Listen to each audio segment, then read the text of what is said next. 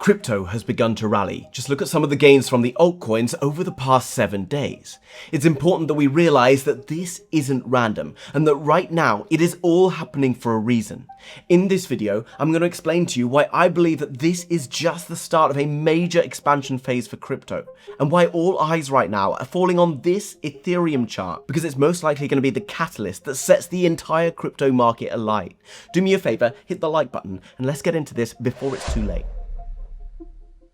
Now guys, while the Bitcoin price seems to be stuck between $80,000 and $83,000 as short-term holders are selling, while long-term holders, ETF and institutions are absorbing that supply, you're seeing the wider altcoin market suddenly wake up. This is over the past 7 days, but in just the last 24 hours, we've seen coins like Sui adding nearly 25% to their market cap.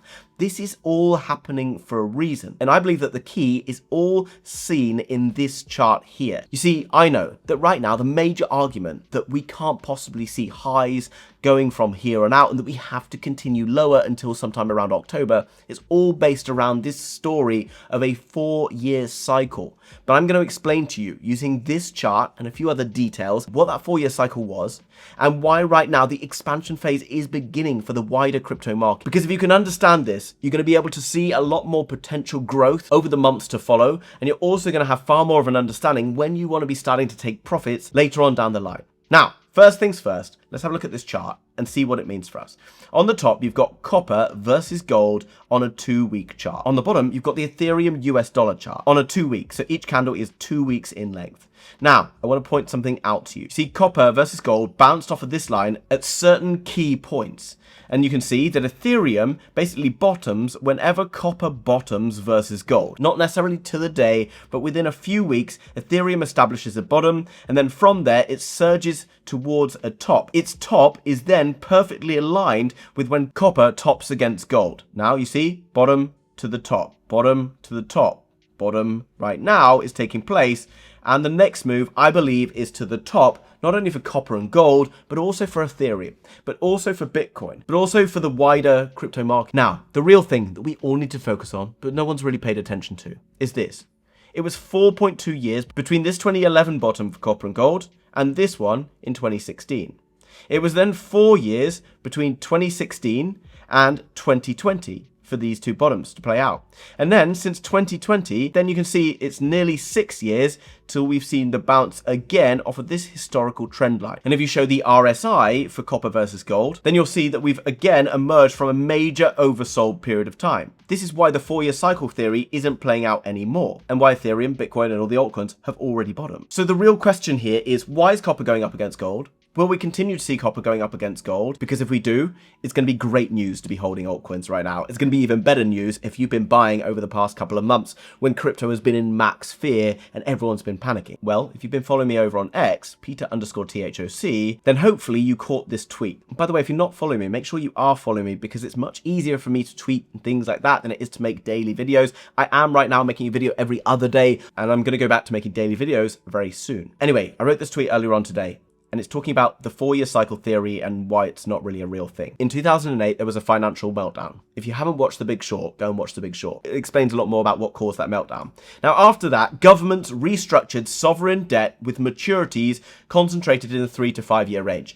Maturing debt effectively is like you borrowing money and having a deadline when you've got to pay it back. Now, previously, every 4 years, trillions of dollars of debt were rolled over and needed refinancing. Now, these banks couldn't afford to pay the debt because it was so much bigger and their debt continued to grow. So what they did, they then print more money to pay off their old debt. If you watch Raoul Pal, this is effectively what he's talked about. And by understanding what he said and going and studying things like this OECD debt report, go and read chapter 1 of this, by the way, if you want to understand and verify what I'm talking about. I've started to gain far more conviction in what he's talked about and my own kind of idea of where the market's going. And it's allowed me to hold through volatility, remain positive when everyone around me is panicking. Now, that liquidity wave that was caused by the money printing basically flowed into risk assets, equities, crypto, and every time it worked like clockwork. But COVID broke the pattern.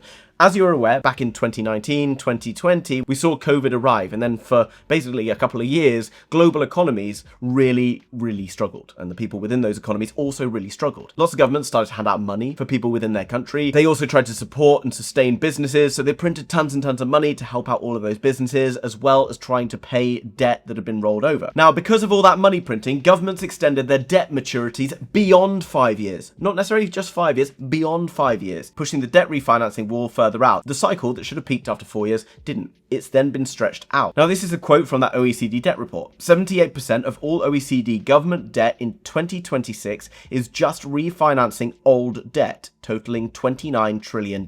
And that's why right now we're in full extension mode in the midterm year, rather than being in an extended bear market in the midterm year. Because there's more than $10 trillion of refinancing wave that was supposed to hit earlier that hasn't actually hit yet, but it's now beginning to hit. And you can see this here in the Federal Reserve balance sheet, okay, because it's starting to tick towards the upside.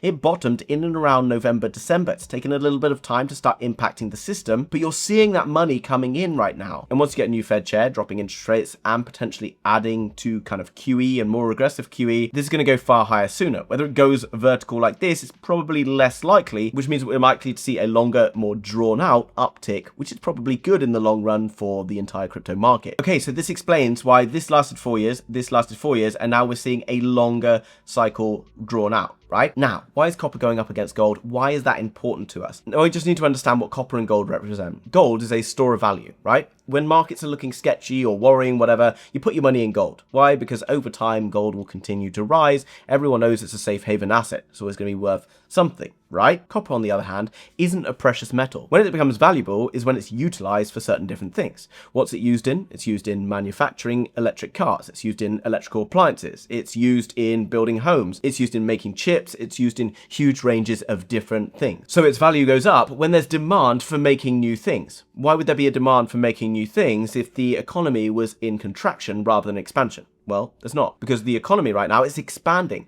and it's starting to expand faster and faster, meaning more and more people are wanting to buy stuff, more and more people have money, there's more and more manufacturing going on, there's more and more homes being sold, lots and lots of businesses are beginning to slowly grind up and do better. And look at the ISM manufacturing index. It's over 50 for a good reason, because it's in expansion, and that's why you're seeing copper versus gold beginning to rise. And when copper versus gold is rising, it isn't telling you that we're going to have a bubble and we're going to have some major risk. It's telling you that expansion is happening, and Ethereum has very closely monitored what copper gold has done over time. Now, the thing that's been very confusing for me and pretty much everyone is probably the biggest question you got in the back of your mind right now. Well, okay, fair enough. If copper and gold have been in a bear market over the past few years, since the end of July 2021, then why has Bitcoin gone from $16,800 all the way to $126,000 in October? And why have all the altcoins rallied as well? Well, for altcoins, zooming out, you'll see that they actually haven't rallied. They've been up and down quite aggressively,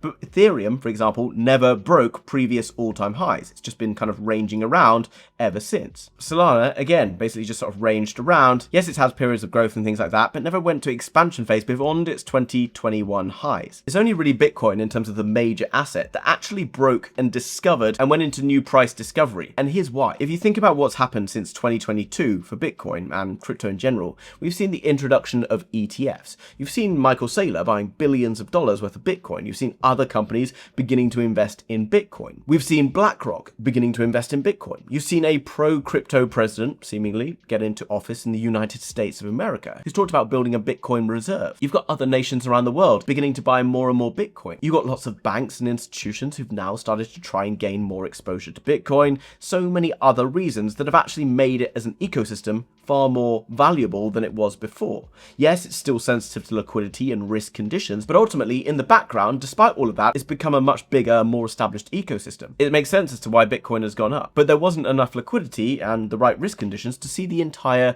crypto market expand.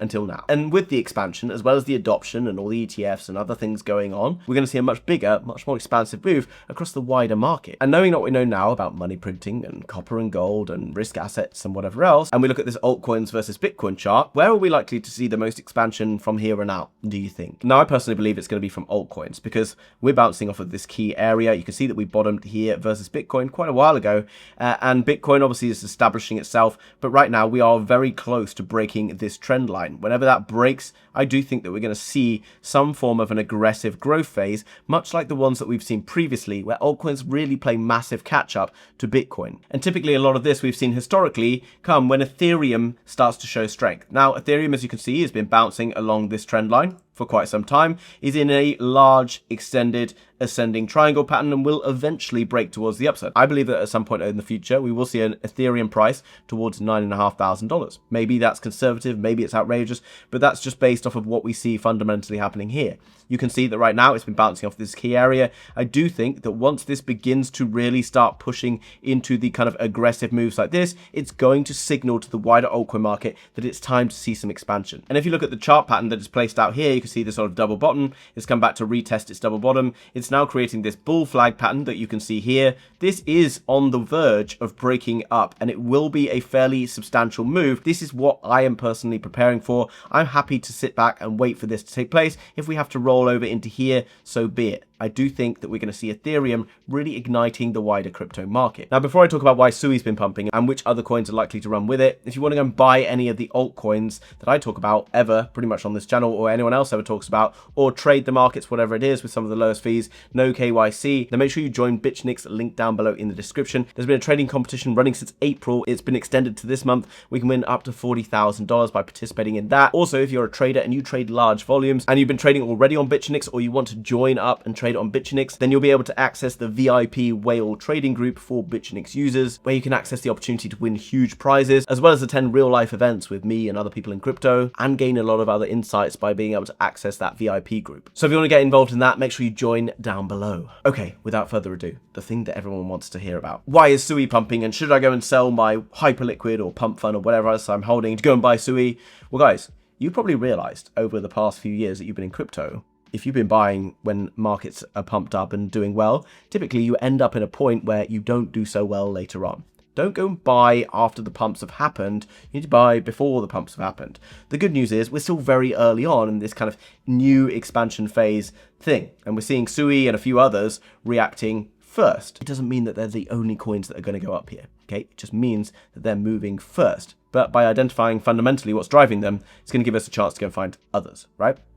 Sui, you've heard me talk about for quite some time, and you've heard me talk about a lot of other altcoins. Very strong fundamentals. What do I mean by that? They're actually building something. A lot of the founders behind Sui, they were originally part of Facebook's or Meta's Libra team, one of the best funded blockchain projects of all time. It never actually got through anything because of so many legal problems that Facebook ran into. They then went away and they then formed Sui. Sui has one of the biggest growing ecosystems, lots and lots of projects developing on Sui. You see huge volumes of stablecoins, etc. being sent every single day, and they're trying to build the future stack of the internet, right? Those things are obviously very, very good. Not only that, but back in the day, they also raised tons of money. They are a well-funded, huge treasury type crypto project. There's a lot of those around, and a lot of those you're starting to see performing strongly right now as the market begins to warm up again. Okay, what you're seeing right now is a lot of money being injected from project treasuries, perhaps from VCs, from other investors, from market makers. Okay, and projects that have the money in the bank to be able to inject money back in and get the ball rolling are likely going to be running strongly. I've talked about these in multiple videos and how to identify them. Go across to DeFi Llama, look for projects generating revenue. In the top 100, a lot of these projects are likely going to see upside. If your particular project today isn't seeing upside, don't panic, be patient. Eventually, you will wake up to a day where that coin that you're holding is outperforming every other in this top. But go and watch this video I made the other day if you really want to narrow down on which altcoins are likely going to see the biggest growth. I talked about Sui in that particular one. I've talked about coins like Render, I've talked about Hyperliquid,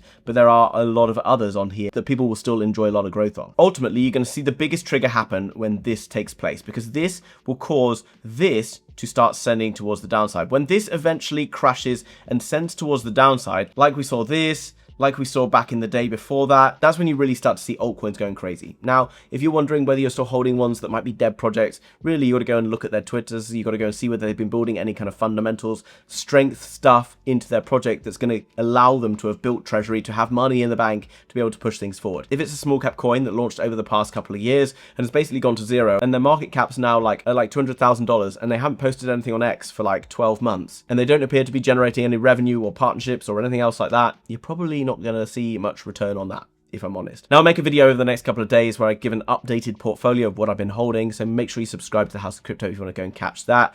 Guys, just be patient, okay? markets can chop around in the short term. We're looking at the bigger picture here. I believe over the months ahead, we're going to see much brighter conditions for crypto. What happens from today or the next, I don't really care. Not really my business.